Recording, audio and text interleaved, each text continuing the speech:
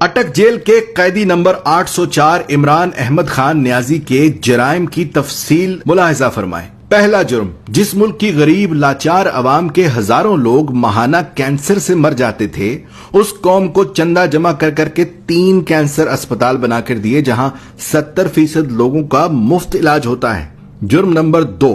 جب اس کی سابقہ اہلیہ جمائمہ نے اسے کہا کہ یا میرے ساتھ لندن میں عیش کی زندگی گزارو یا مجھے چھوڑ دو، تو اس نے پاکستان کو چن لیا، بیوی کو چھوڑ دیا، یہاں تک کہ لاکھوں پاؤنڈز جو جمائمہ کی دولت سے اسے ملنے تھے وہ یہ کہہ کے ٹھکرا دیے کہ مجھے ان پیسوں کی کوئی ضرورت نہیں۔ تیسرا جرم، 40 سالوں سے ایک دوسرے کو سیاسی اقتدار بانٹنے والے سیاستدانوں کو عوام کے سامنے اس نے ایکسپوز کر دیا۔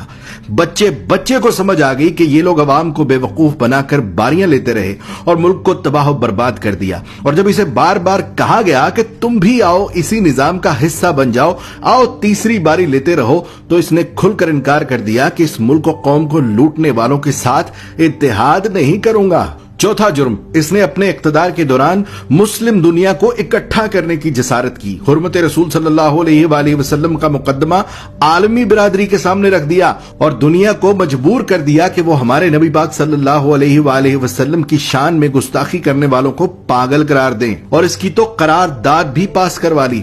پانچواں جرم سن لو، اپنے اقتدار کے دوران مال بنانے کی بجائے غریبوں کو 12 ہزار روپے دینے شروع کر دیے، ہر خاندان کو 10 لاکھ روپے کا مفت علاج کروانے کے لیے صحت کارڈ جاری کر دیے۔ چھٹا جرم سنو اس کا، جب ہندوستان نے مقبوضہ کشمیر کا سٹیٹس زبردستی بدلا تھا تو اس کو بھی عالمی برادری کے سامنے لتاڑ دیا، اس کے ساتھ تجارت یہ کہہ کر بند کر دی کہ جب تک تم کشمیر کا سٹیٹس بحال نہیں کرتے تم سے تجارت نہیں کروں گا۔ ساتواں جرم، جب اسے پوچھا گیا کہ کیا ماضی کے سیاستدانوں کی طرح آپ بھی امریکہ کو اجازت دیں گے کہ وہ پاکستان میں بیٹھ کر افغانستان پر حملے کرے، تو اس نے کہہ دیا ایبسلیوٹلی ناٹ۔ آٹھواں جرم، اس قیدی نمبر 804 عمران احمد خان نیازی نے پاکستان کی تباہ و برباد ہو چکی کپڑے کی انڈسٹری کو دوبارہ شروع کرنے کی جرت کی، یہاں تک کہ اتنی لومیں چلا دی کہ کام کرنے والے کم پڑ گئے اور دنیا جہان سے پاکستان میں کپڑے کے آرڈر آنا شروع ہو گئے۔ جرم نمبر 9، جب اسے اقتدار سے زبردستی نکال دیا تب بھی یہ ملک چھوڑ کر بھاگ نہیں رہا تھا،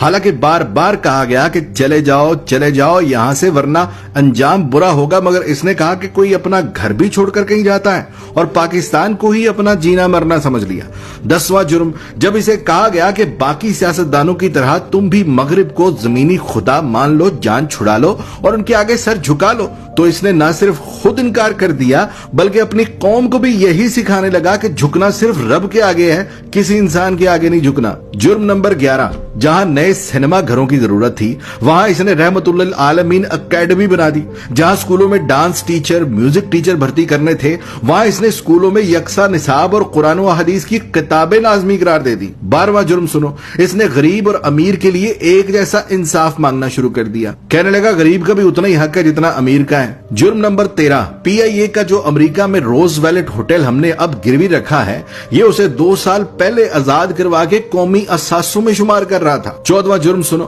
یہ اوورسیز پاکستانیوں سے لاڈ کرتا تھا، انہیں ایک باپ کی طرح سہولیات دینا شروع کر دی تھی۔ بیرون ملک وفات پانے والے اوورسیز پاکستانیوں کا جسد خاکی پاکستان لانے سے لے کر تدفین تک کا سارا خرچ بیت المال سے دینے لگا۔ بیرون ملک جیلوں میں قید پاکستانیوں کو آزاد کرا کر پاکستان لا رہا تھا، اور یہاں تک کہ اوورسیز پاکستانیوں کو ووٹ ڈالنے کا حق دینے لگا تھا۔ جرم نمبر 15، اس نے اپنے ہر اس ساتھی کو چھوڑ دیا جس نے کرپشن کی، جہانگیر ترین جیسے دوست کو بھی کرپشن کا مال بنانے پر خود سے الگ کر دیا اور تا حیات سیاست سے نااہل کروا دیا۔ قیدی نمبر 804 عمران احمد خان نیازی کے جرائم کی تفصیل بہت لمبی ہے، لہذا بقیہ جرائم سننے کے لیے دوسری ویڈیو ملاحظہ فرمائیں۔